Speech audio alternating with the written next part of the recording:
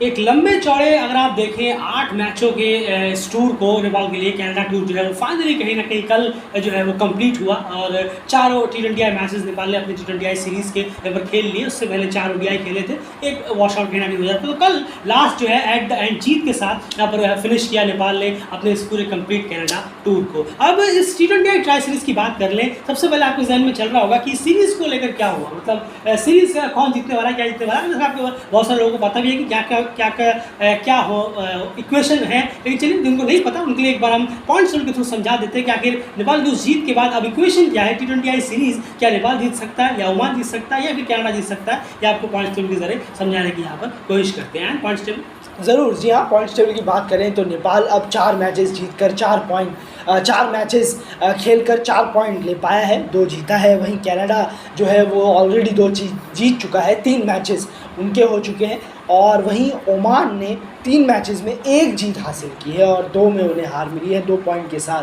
तो यहाँ पर हम कुछ सिनेरियो देख पा रहे हैं। अगर हम देखें जैसे कि कनाडा के लिए, अगर ये कनाडा के लिए बहुत सिंपल आसान है, मैच जीतो सीरीज जीत जाओ, ये उनके हाँ। लिए है। ओमान के लिए यहाँ पर थोड़ा सा टफ है, बहुत ज़्यादा, क्योंकि -1 में उनका रन रेट चल रहा है और नेपाल का प्लस में है और वहीं पर 4 पॉइंट भी हैं। सबसे पहले तो ओमान को मैच जीतना होगा इस सीरीज़ जीतने के लिए और उसके बाद उन्हें एक अच्छे मार्जिन से या बड़े मार्जिन से इस मैच को जीतना होगा और या बहुत बॉल रहते हुए इस मैच को जीतना होगा। वो हमें मैच होते होते पता चलेगा कि ओमान को कितने से जीतना होगा कि वो सीरीज़ जीत जाए। तो ये एक सिनेरियो है अभी कनाडा और ओमान के लिए, और नेपाल के लिए यही है कि वो वेट करे, कनाडा हारे और ओमान इतने बड़े अंतर से ना जीत जाए कि वो रन रेट को पार कर पाए, तब जाकर नेपाल जो है वो ये ट्राई सीरीज़ जीत सकता है। बिल्कुल, तो सीधी सी बात है, अगर सबसे ज़्यादा चांसेस यहाँ पर किसी के हैं तो वो कनाडा के होंगे, लेकिन वो सिर्फ मैच जीतना और कुछ नहीं करना। वहीं पर सेकंड नंबर पर नेपाल के हैं, क्योंकि ओमान को सिर्फ मैच नहीं जीतना है, बड़े अंतर से जीतना है, वो थोड़ा सा मुश्किल हो जाएगा। तभी वो बहुत बड़ा कोलैप्स हुआ तो ही कहीं ना कहीं ऐसा हो सकता है। तो नेपाल अभी भी पूरी तरह से इस T20I सीरीज़ को जीतने की रेस में ज़रूर है, लेकिन कनाडा फिलहाल लीड करता नजर आ रहा है। उन्हें सिर्फ मैच हराना बहुत है। चलिए आगे बात करते हैं। अब कल के मैच की अगर बात करें, एंड शुरुआत फेस बाय फेस से करते हैं, कंपैरिजन में क्या कुछ देखने को मिला। ज़रूर, 1 से 6 ओवर में की बात करें तो नेपाल ने 50 रन बनाए 2 विकेट के नुकसान पर। वहीं ओमान ने 47 रन किए 2 विकेट के नुकसान पर। पहला फेस नेपाल के नाम रहा। वहीं मिड फेस में 7 से 15 में देखें तो 57 रन बनाए नेपाल ने 2 विकेट के नुकसान पर। और वहीं ओमान ने 41 रन किए 5 विकेट के नुकसान पर, और ये फेस भी नेपाल के नाम रहा। और डेथ फेस की बात करें 16 से 20 की, तो यहाँ पर नेपाल ने 50 रन बनाए 3 विकेट के नुकसान पर। और वहीं पर ओमान ने इसी फेस में ओमान मैच भी हारा, 13 रन किए 3 विकेट के नुकसान पर, और टीम जो है वो 101 रन पर ऑल आउट। बिल्कुल, यहाँ इस पूरे फेस बाय फेस में आपको एक चीज़ क्या नज़र आ रही है, आपको नज़र आ रहा होगा कि तीनों फेसेस जो है वो नेपाल ने जीते हैं और 3-0 से कहीं ना कहीं ओमान को जो है वो मात दिया है तीनों फेसेस में। फेस 1, फेस 2, फेस 3 तीनों में यहाँ पर बहुत बुरी तरह हराया। फर्स्ट फेज में बुरी तरह नहीं हराया, 3 रन से डिफरेंस, उसके अलावा सारे फेसेस में बहुत बुरी तरह है। लेकिन एक चीज़ यहाँ देखने वाली बात है कि तीनों ही फेसेस में नेपाल का जो रन स्कोर था वो कंसिस्टेंट देखने को मिला। 50+, 50+, 50+, ये तीनों ही फेस में देखने को मिला, 50-50 कर। और हालांकि बीच के फेस में 54 गेंदों में 57 बहुत कम हो जाता है, लेकिन ओमान ने उससे बदतर परफॉर्मेंस की, तो डेफिनेटली वो फेस भी बहुत ही आसानी से नेपाल ने यहाँ पर जीत लिया। ये 3 फेसेस की कहानी है। बात करते हैं यहाँ पर बैटिंग कॉन्ट्रीब्यूशन की। नेपाल की अगर बैटिंग यहाँ पर कार्ड की बात करें तो अनिल शाह और आसिफ शेख दोनों को शुरुआत जरूर मिली, डबल डिजिट तक वो पहुंचे, लेकिन उस शुरुआत को लंबा लेकर नहीं जा पाए। ये थोड़ा सा एक दिक्कत ओपनर्स के साथ रही है कभी कभार। पिछले मैच में भी बहुत अच्छी ओपनिंग दी थी ओपनर्स ने, लेकिन आज फिर से कहीं ना कहीं थोड़े से लेग डाउन हो गए। शुरुआत मिलने के बाद देव खन्ना 18 रन किए, कुशल मल्ला ने 19 रन किए। कुशल मल्ला की तरफ से एक बड़ी इनिंग आनी चाहिए तो हमें पूरे ट्राई सीरीज में ही देखने को नहीं मिली है। Rohit Patel as a captain stand in किए और अपने लीड फ्रॉम द फ्रंट जो हम कहते हैं कप्तान, वो कहना खड़े हुए 44 गेंदों में 56 रन किए और उनकी वजह से ही टीम जो है एक अच्छे खासे टोटल तक पहुंचने में कामयाब रही। लोअर ऑर्डर ने कुछ खासा सपोर्ट यहाँ पर किया नहीं। गुलशन झा 2 रन, दीपेंद्र सिंह ने 1 रन, कुशल पटेल ने 4 गेंदों में 11 जरूर किए, लेकिन जो मेन काम रहा वो रहा टॉप ऑर्डर का, टॉप 3 बल्लेबाजों का। और अगर आप देखिए मिडिल ऑर्डर में रोहित पटेल का खास करके इनके कॉन्ट्रीब्यूशन की टीम जो है वो 157 रन तक पहुंचने में कामयाब हुए। एंड ओमान की बॉलिंग कार्ड की बात करें, नहीं ज़रूर देखिए, बॉलिंग कार्ड में फैयाज भट्ट ने आज काफ़ी बेहतरीन बॉलिंग कराई, उन्होंने इम्प्रेस किया, उन्होंने 23 रन देकर 3 विकेट निकाले हैं और वहीं पर रन्स काफ़ी खर्च कर दिए कलीमुल्लाह ने। शकील अहमद ने भी शुरुआत काफ़ी अच्छी बॉलिंग कराई थ्रू आउट द, अगर हम ओवर की बात करें 27 रन देकर 1 विकेट है। थोड़ी सी टाइट बॉलिंग ज़रूर रही, रन्स मारने के इतने मौके बॉलर्स दे नहीं रहे थे, निकालने पड़ रहे थे काफ़ी ज़्यादा। बहुत फ्रीबीज हम कहेंगे तो इतनी ज़्यादा नहीं थी, कुछ गलतियाँ भी हुई सामने बल्लेबाजों से, जो कि बहुत मिस्टेक रहा नेपाल के बैट्समैनों का।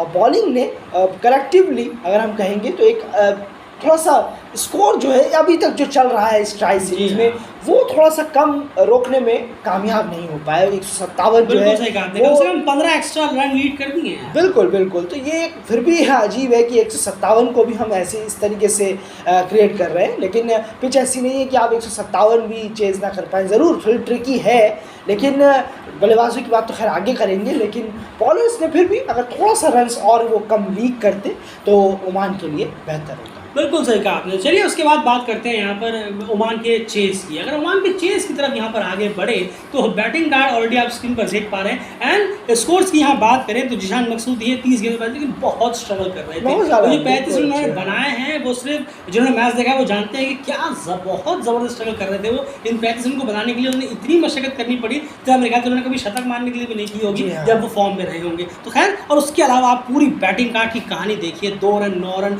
1 run, 7 run, 0 run, 5 run, 3 run, एक आकिब इलियास 22 रहे और जिशान मकसूद 35, बस हो गया। इसके अलावा सब के सब सिंगल डिजिट। एंड क्या दिक्कत रही? नहीं, ज़रूर देखिए, गैप ढूंढने में बिल्कुल कामयाब नहीं रहे। अगर आप देखेंगे प्लेयर्स, ज़्यादातर प्लेयर्स जहाँ ट्राई कर रहे हैं वहाँ पर वो ढूंढ ही नहीं पा रहे हैं कि गैप को हम गैप के बीच में हम कैसे खेलें। मोस्ट प्लेयर्स जो है वो उठाकर मारने गए हैं या मारने के लिए गए हैं तो फंस गए हैं पूरी तरह। ये एक हाईलाइटेड रहा है कि सही जगह देखकर कामयाब। बिल्कुल बिल्कुल, तो ये अपने आप में ओमान के लिए काफ़ी ख़राब रहा है, आप कहेंगे डिसअपॉइंट रहा है कि एक बेहतर जगह देखकर, फील्डिंग प्लेसमेंट्स देखकर खेलना चाहिए, वो हमें दिखा। बिल्कुल सही कहा आपने। जैसे हम देखते हैं कि एक बॉल होने के बाद तुरंत बैट्समैन को चेक करते हैं कि जी हाँ, आपने किस तरफ खेलना है, कौन सी जगह पर गैप है, नहीं है। वो किसी भी बल्लेबाज के किस्म में देखने को कल मिला नहीं। बस वो बॉल आ रही तो लगा अरे ये तो बॉल मारने की है, उठाया, वो बॉल खड़ी हो गई। और वो बॉलिंग के पर्सपेक्टिव से आगे बात करेंगे वो खड़ी क्यों हो गई, लेकिन उन्होंने उठाया, खड़ी हो गई। और जहाँ वो मार रहे हैं वहाँ पर प्लेयर है, वो फील्डिंग प्लेसमेंट देख रहे हैं ना कुछ। गैप ढूंढने में बैट्समैन पूरी तरह से नाकामयाब यहाँ पर रहे हैं। खैर, उसके बाद और जिशान मकसूद लेकिन थोड़ा बहुत ट्राई किया, लेकिन वो ट्राई भी नाकाफी था, क्योंकि जब वो थे तब भी नहीं लग रहा था कि ओमान मैच जीतेगा, क्योंकि बहुत ज़्यादा स्ट्रगल वो अपने रन बनाने के लिए भी उन्होंने किए हैं। एंड नेपाल की बॉलिंग की यहाँ बात करते हैं। नेपाल का बॉलिंग कार्ड ऑलरेडी आप देख पा रहे हैं, सभी ने कंट्रीब्यूट किया विकेट के सहारे, लेकिन जैसे हम कह रहे थे कि फील्डिंग प्लेसमेंट जो है वो काफ़ी बेहतर रही, क्योंकि जहाँ पर भी ओमान के प्लेयर्स इसको शॉट ले रहे थे वो विकेट्स कहीं ना कहीं लगातार मिल रहे। नहीं, बिल्कुल बिल्कुल सही कहा आपने। तो ये काफ़ी अच्छा रहा है कि फील्डिंग प्लेसमेंट बेहतर रहा, स्पिनर्स ने बॉलिंग बढ़िया कराई है। संदीप हो, रोहित ने एक ही ओवर में स्ट्राइक किए डबल, और फिर कुशल भुरतेल आए, उन्होंने भी 3 4 ले लिया लोअर ऑर्डर का, उन्होंने भी पूरा निपटा दिया एक ही बार में। तो सामने ओमान के बल्लेबाज बिल्कुल ही सरेंडर कर चुके थे नेपाल के बॉलर्स के सामने। हाँ, वो बॉडी लैंग्वेज में भी दिख रहा था। जी हाँ, बिल्कुल सही, बॉल 1 से सरेंडर कर चुके थे। तो वो उनके माइंड में था शायद कि ये मैच हम जीत ही नहीं पाएंगे, हमसे कुछ होगा ही नहीं। तो इस तरीके की मेंटलिटी रही है ओमान की कल के मैच में। तो फिर हम इसमें क्या बचता है वही, और फिर नेपाल का एक अच्छा गेम रहा जो ओमान फील्डिंग प्लेसमेंट्स अच्छी रही। बिल्कुल, ओमान को पूरा खत्म कर ले। बिल्कुल, शुरुआत में जरूर कहना चाहूँगा मैं, रिजन डकल ने अच्छी खासी बॉलिंग कराई, उन्होंने 2 विकेट इंपॉर्टेंट निकाले। शुरुआत में जो झटके देने का काम था वो रिजन डकल ने यहाँ पर अच्छा किया। खैर, इसी के साथ नेपाल ने जो है इस जीत के साथ फिनिश किया इस T20I ट्राई सीरीज में। और अब उन्हें इंतजार रहेगा आज के मैच का कि कनाडा अगर ओमान कनाडा को बस हरा दे, ज़्यादा बड़े अंतर से ना हरा दे तो डेफिनेटली T20I सीरीज नेपाल के नाम रहेगा। और कनाडा ने अगर ओमान को हरा दिया तो बहुत ही वन साइड हो जाएगा, कनाडा 3 मैच जीतकर इस सीरीज को जीत जाएगा। फिलहाल इस एनालिसिस में इतना ही। बने रहिए डेली क्रिकेट चैनल के साथ बाकी सारे अपडेट्स के लिए। ये भी सब क्वालिफायर बी में क्या चल रहा है, चैलेंज लीग में क्या चल रहा है, ये सारे अपडेट्स के लिए आपको सिर्फ और सिर्फ डेली क्रिकेट चैनल सब्सक्राइब करना है और डेली आकर कम्युनिटी टैब चेक करना है। एशिया क्रिकेट की कंप्लीट न्यूज़ एक ही छत के नीचे आपको सिर्फ और सिर्फ डेली क्रिकेट यूट्यूब चैनल पर ही मिलने वाला है।